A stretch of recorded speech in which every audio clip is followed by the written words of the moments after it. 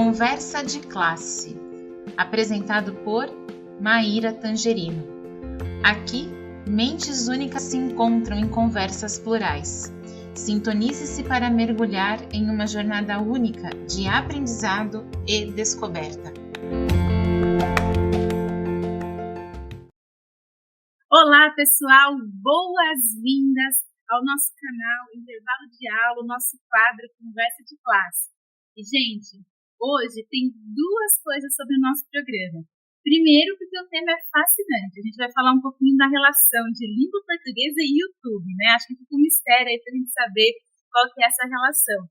E segundo, porque eu tô aqui com um professor que me inspira, que eu admiro muito, né? Tenho a honra de dizer que eu participei já de uma sessão de formação com ele lá no Google em São Paulo, no evento do Google Champions, e a partir de lá nasceu aqui a ideia de fazer o convite, né? Professor Noslen, muito obrigada por ter aceitado o convite para participar aqui do Conversa de Classe. E eu já queria começar mandando a primeira pergunta, né? Eu queria saber, professor, se você pode contar um pouco para a gente como que foi essa transição da sala de aula para o mundo do YouTube. Professor Noslen, boas-vindas. Obrigado, Mayra, obrigado pelo convite, obrigado por ter lembrado de mim, muito feliz por estar aqui com você, bater esse papo, e tentar contribuir um pouquinho aí com essa maluquice que eu faço nas redes sociais aí, né? E então, primeiro, muito legal, porque você pergunta como foi essa transição do YouTube para da sala de aula para o YouTube, né? Na verdade, foi uma transição que eu jamais imaginei que isso fosse, tá? Não foi nada pensado, foi totalmente orgânico de uma forma que foi muito surpreendente. Primeiro porque, quando eu comecei no YouTube, a minha ideia não era eu vou fazer algo no YouTube para abandonar a sala de aula. Pelo contrário, eu pensei só em acompanhar os estudantes, né?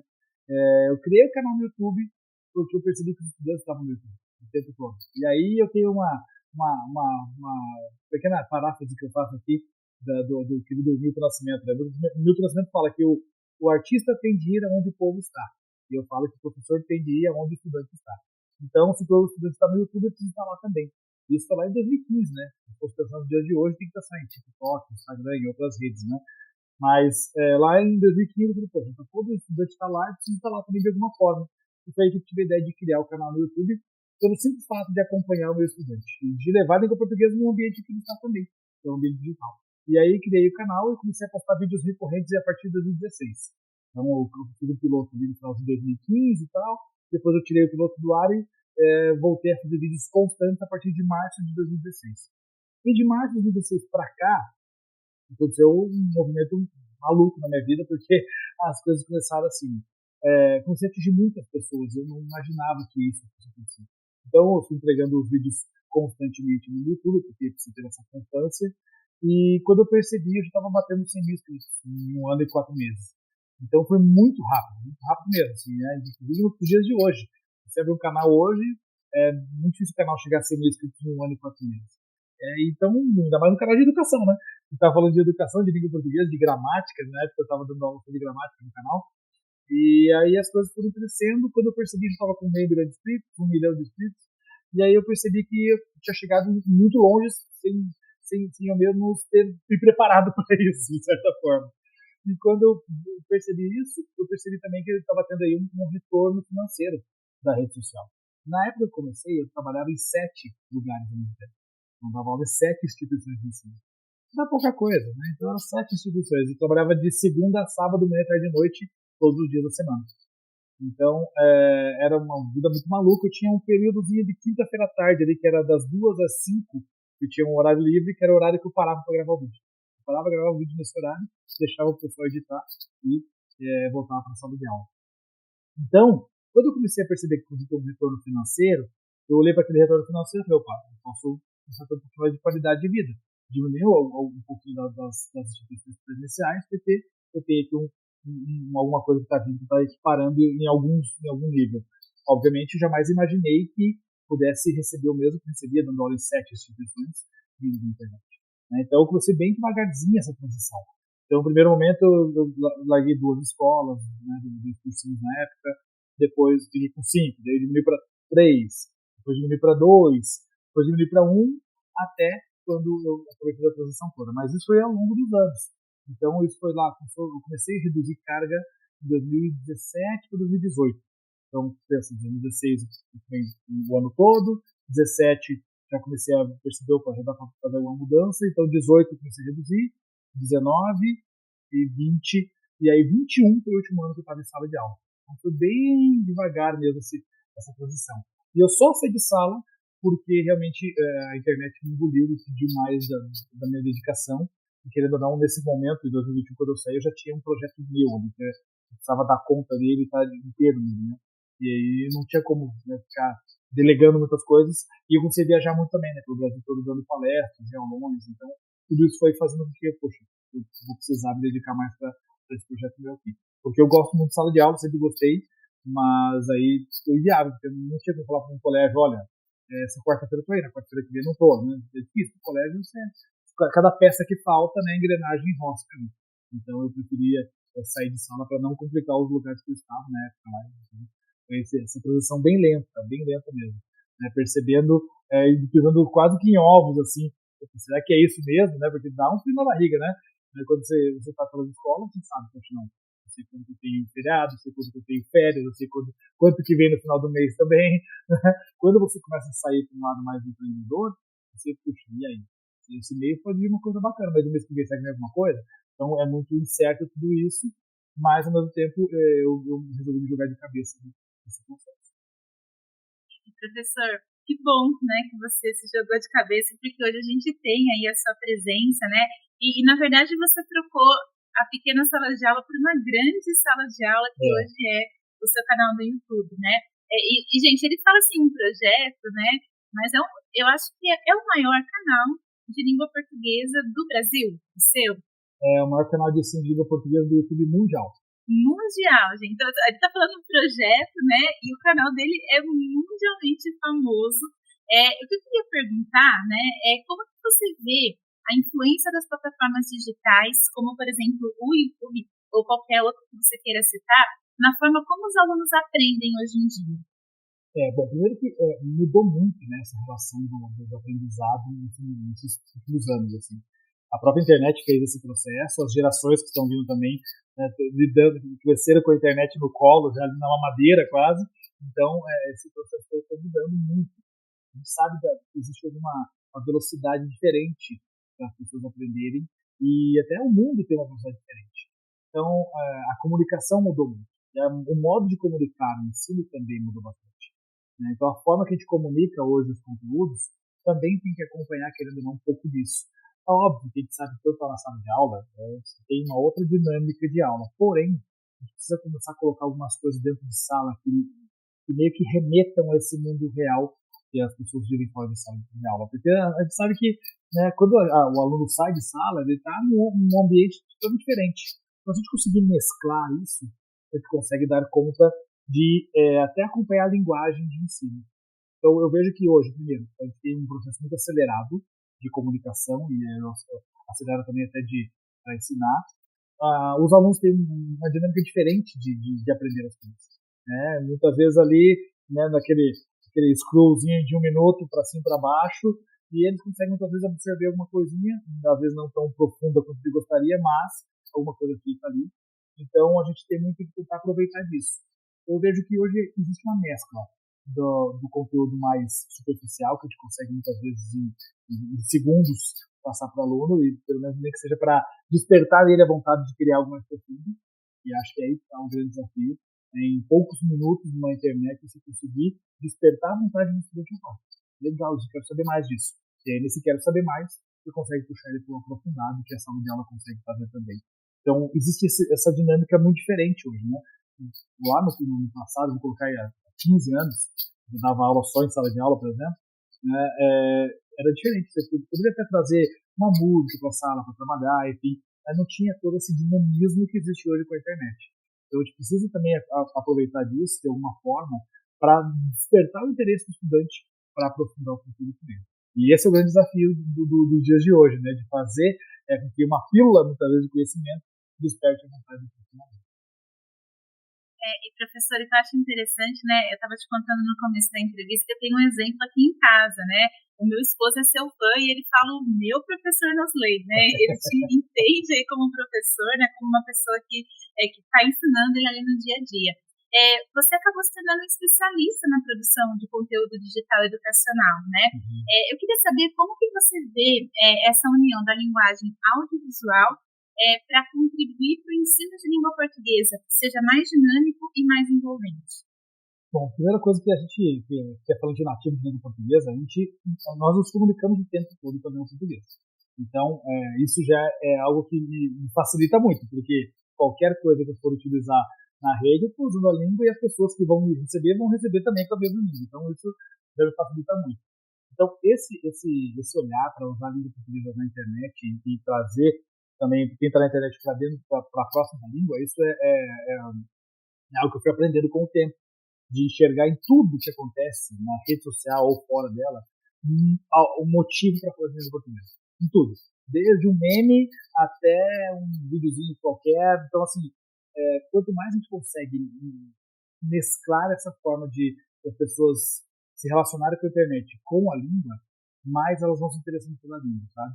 Então, trabalhar muito com a curiosidade, né? As pessoas são muito curiosas de modo geral.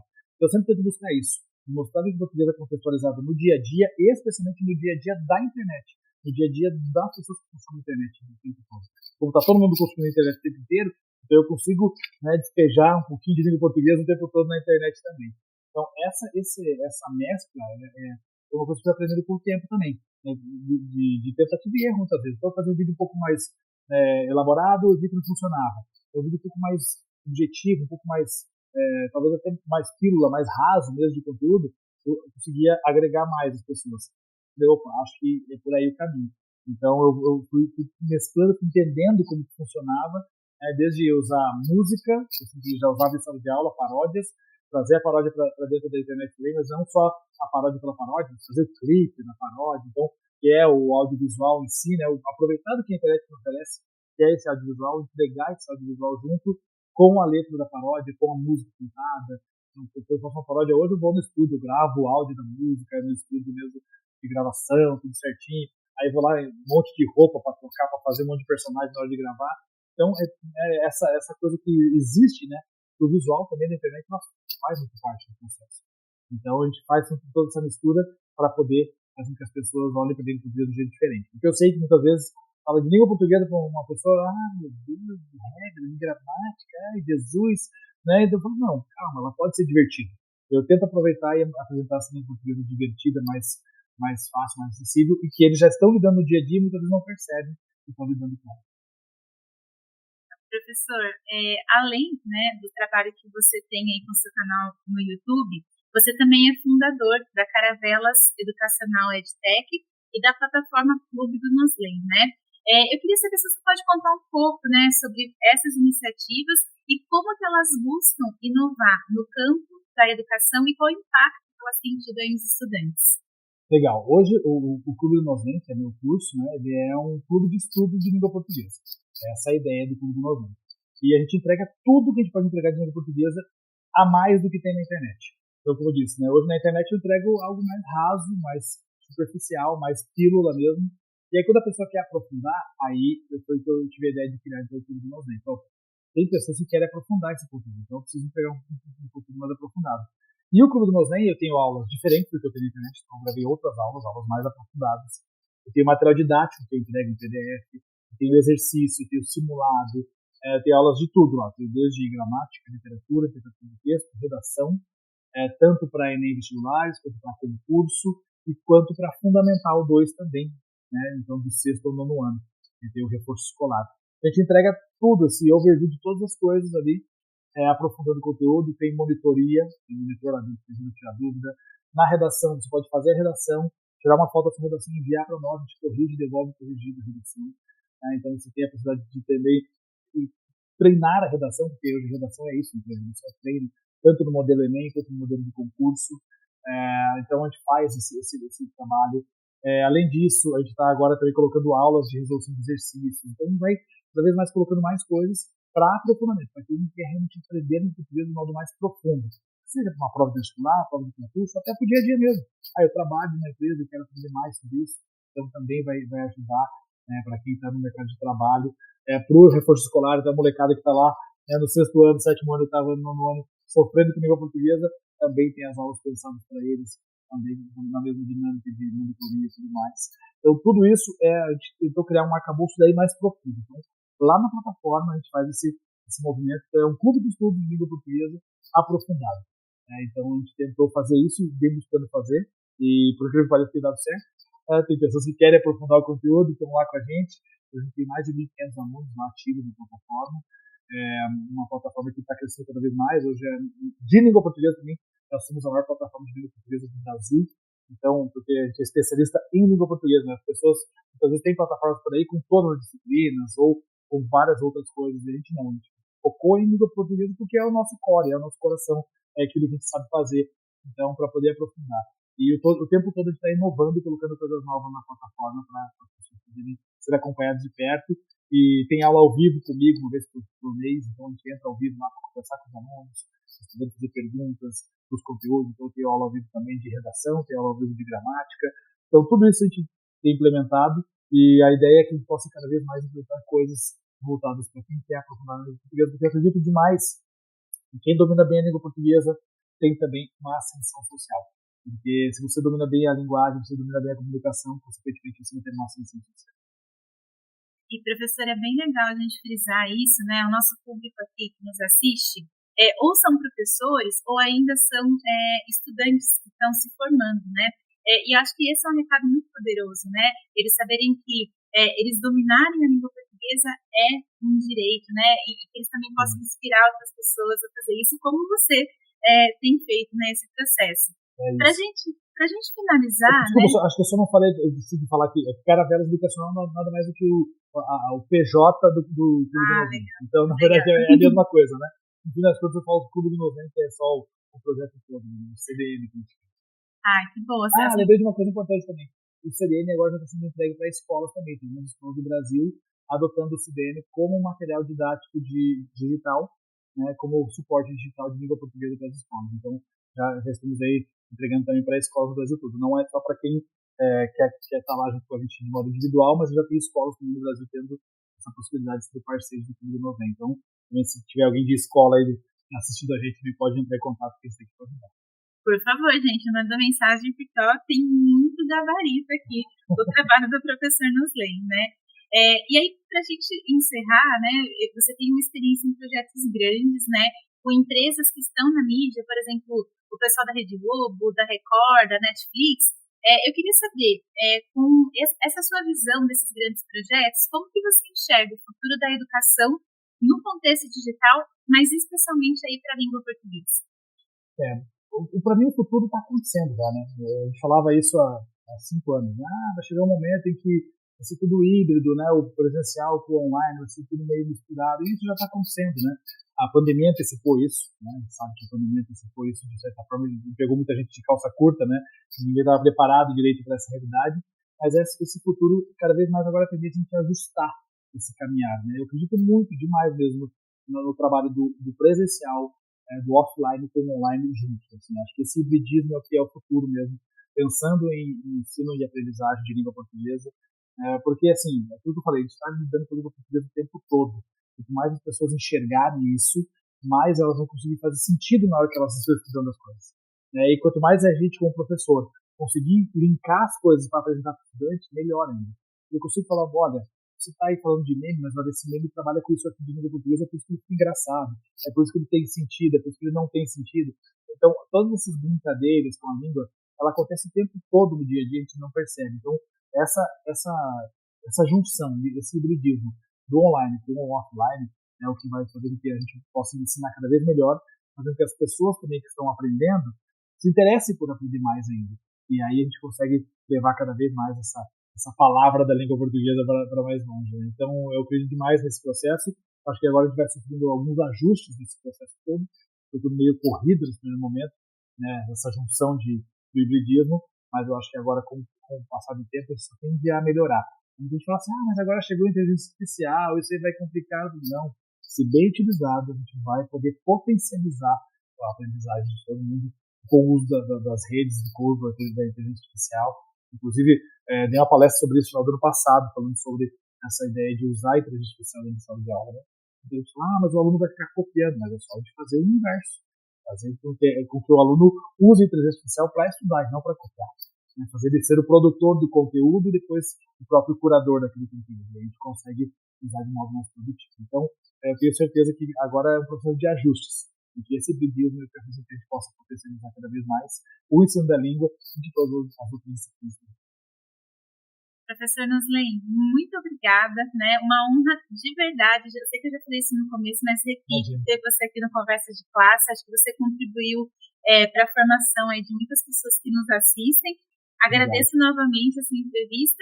E, pessoal, a gente se vê no próximo Conversa de Classe. Obrigado, gente. Tamo junto.